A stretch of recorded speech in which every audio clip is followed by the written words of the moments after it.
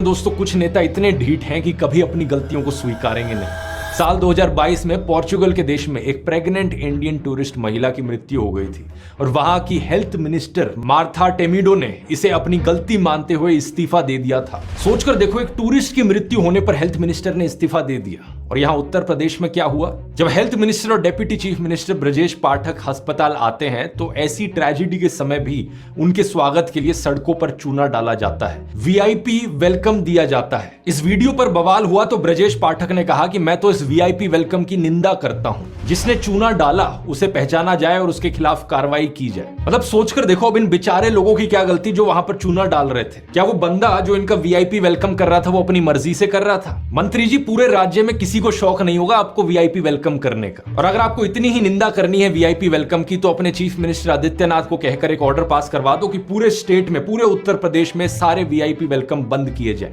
आपको चैलेंज दे रहा हूं, इंतजार रहेगा ऐसे ऑर्डर पास होने का। हालांकि मुझे तो लगता है कि यूपी सीएम आदित्यनाथ से किसी भी तरीके की कोई उम्मीद करना बेकार है। बच्चों की अस्थियां ठंडी नहीं हो पाई थी कि अगले ही दिन ये रोड शो और रैलीज करते हुए दिखे। फूलपुर, कानपुर, अलीगढ़, गाजियाबाद। दैनिक भास्कर की न्यूज हेडलाइन देखिए, कानपुर में योगी का 2 किलोमीटर लंबा रोड शो। रथ के आगे समर्थकों ने डांस किया और सीएम मुस्कुराए, बोले बटोगे तो कटोगे।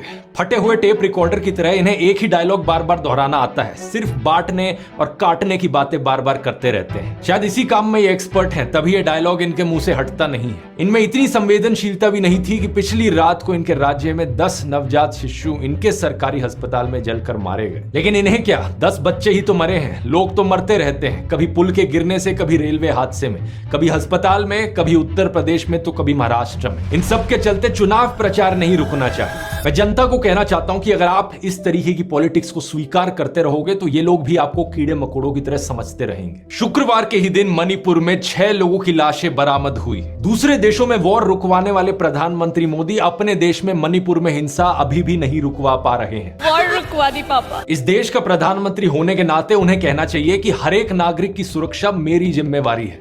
लेकिन वो क्या कहते हैं? वो कहते हैं हम एक रहेंगे तो सेफ रहेंगे।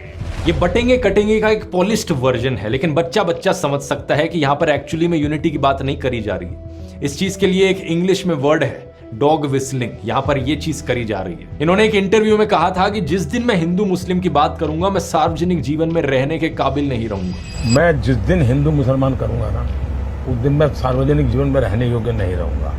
और वाकई अब ये सार्वजनिक जीवन में रहने के काबिल रहे नहीं है। इनके भाषण निर्लज्जता की सभी हदें पार कर चुके हैं और जो इनका रवैया है वही महाराष्ट्र बीजेपी का है। महाराष्ट्र के ही एक बीजेपी नेता महेश बादली जो गुजराती ओरिजिन के हैं, बोलतात या मारवाड्याला जिंकून देणार नाही, तुझ्या लय पिढ्या यायला लागतील मला हरवायला। अहो हे अंड्यात खाणारे, नारळात खाणारे, वो अपनी रैली में खुल्लम खुल्ला मराठी लोगों का अपमान कर रहे हैं, अग्री कोली समुदाय के खिलाफ जीनोफोबिक कमेंट्स पास कर रहे हैं। तो दोस्तों, जो पार्टी सब में फंसी हुई हो, जिनका चुनाव जीतने का एकमात्र सहारा लोगों को डराना हो, उस पार्टी के पास कहां से टाइम होगा हमारे मिशन स्वराज के लिए। इसलिए मैं ज्यादा हैरान नहीं हुआ कि इनकी पार्टी ने कोई रिस्पॉन्स नहीं दिया इस मिशन का। छोड़िए इस नेगेटिविटी को, अब बात करते हैं उन नेताओं की जिन्होंने पॉजिटिव एजेंडा पर बात करी, मिशन स्वराज पर बात करी।